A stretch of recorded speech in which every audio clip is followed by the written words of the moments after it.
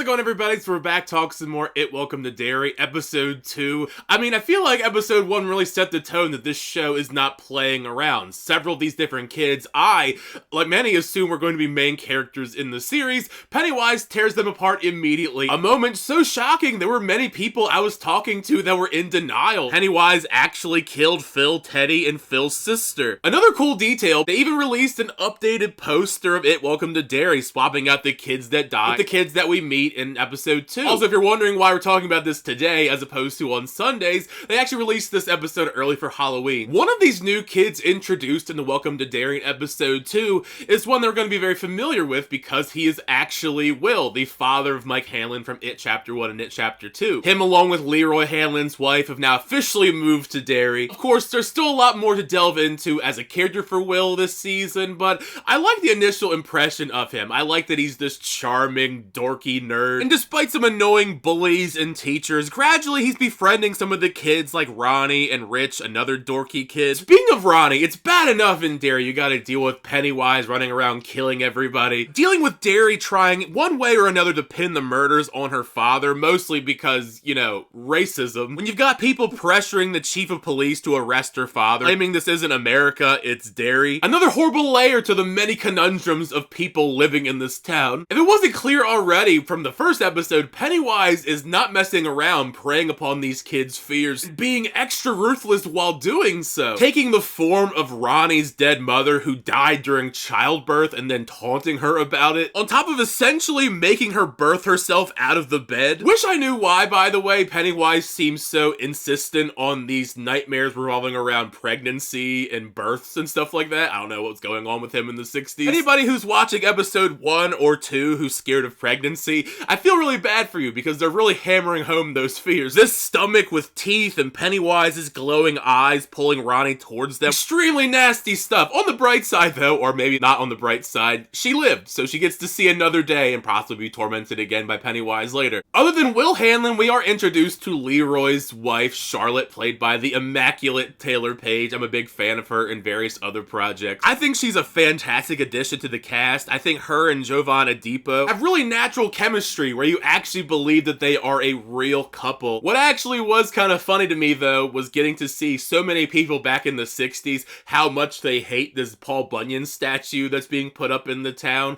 If they only knew in several decades Pennywise was going to use that same Paul Bunyan statue to shapeshift and mess with people. To put on my tinfoil hat for a little bit, this could be a thing, this could not be a thing, just consider it a theory. Part of me wonders if that little boy that Charlotte stopped from being bullied, somehow if that is a sort of ancestor to Richie Tozier in some way, mostly because the glasses are so huge and I don't recall seeing any other person in this town have crazy glasses. Welcome to Derry so far is doing it in a very subtle way, but I like how Welcome to Derry is slowly integrating Dick Halloran into the story. Gradual build getting more into his backstory in Derry. I actually think it's really interesting how he's using the shine to assist the government in searching for special items around the area. That's definitely something I'm going to be circling back around on, talking about it more later on. Besides Ronnie, I feel bad that I haven't talked too much about Lily yet, since she was the other survivor of the massacre inside of this theater in episode 1. She's someone who I feel horrible for, since she was already getting bullied and seen as crazy as it is. Then on top of that, you have these nightmares about what she saw transpire. So as frustrated as Ronnie seems to be, demanding that Lily go to the police and make sure that her father doesn't go to jail, essentially tell the chief of police a monster did it and my dad is innocent, which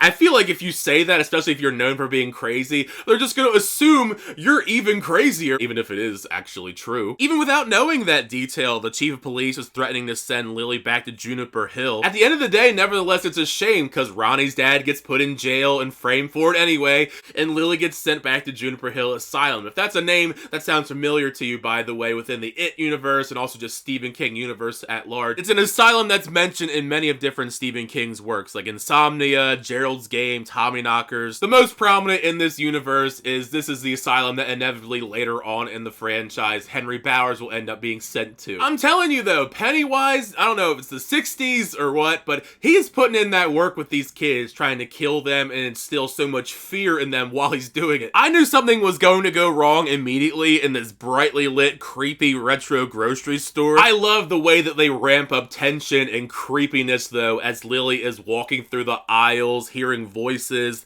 this random old man creeping upon her. Some of these very same anxieties I also feel trying to navigate grocery shopping here and there. Now, I don't roam the aisles in the grocery store and my dead friend's decaying bodies show up on the cereal boxes, but you know, it could happen one day, I guess, potentially. A sort of mild confession here. I'm not a big fan of pickles by and large. I mean, I'm not scared of pickles by any means, but if you are scared of them, I guess trigger warning for pickles. I was gagging even before we got the visual of Lily's dad's body parts floating inside of the jars. I'm torn upon which kid I thought got it worse between Ronnie and Lily as far as Pennywise messing with them this week. Let me know down below which one you think got it worse between the two. Pennywise assembling these body parts into this weird tentacle pickle monster equipped with its own pickle xenomorph style tongue though, that was incredibly gross. Now heading into Welcome to Derry, we were well aware of the fact the excitement around learning a little bit more about Pennywise's origin story, along with just getting more backstory on the town of Derry itself. Some of the military angle, at least initially, feels kind of strange. The reveal that Leroy was being tested to deduce that Masters wasn't the one who beat him up, I thought that was well done. Again, to put my tinfoil hat on, I have to assume that the three people who actually did beat up Leroy was Dick Halloran and his two friends. Even if that's something that's not revealed yet, that's just what I'm sticking with until they actually reveal who they are. Just seems kind of obvious. More so, it's the concept what seems to be Dick Halloran and the military are searching for beacons to pinpoint where exactly Pennywise is hiding in the hopes that they can use him to have the US win the Cold War. In the process of doing so, they're digging up all these different clues, trying to find out exactly where Pennywise's lair is. Since this is a prequel, we're pretty well aware of the fact that this idea is gonna go horribly wrong for these people. I think we would have remembered in It Chapter 1 and It Chapter 2 if Pennywise, the dancing clown, was on the front lines of the Cold War. Still though, it's going to be very interesting to see how that plays out in the rest of the series. Based on the trailer footage, I imagine it's going to be very horrible for them. Out of everything that's being laid out, what I'm more curious about is the Native American side of the story.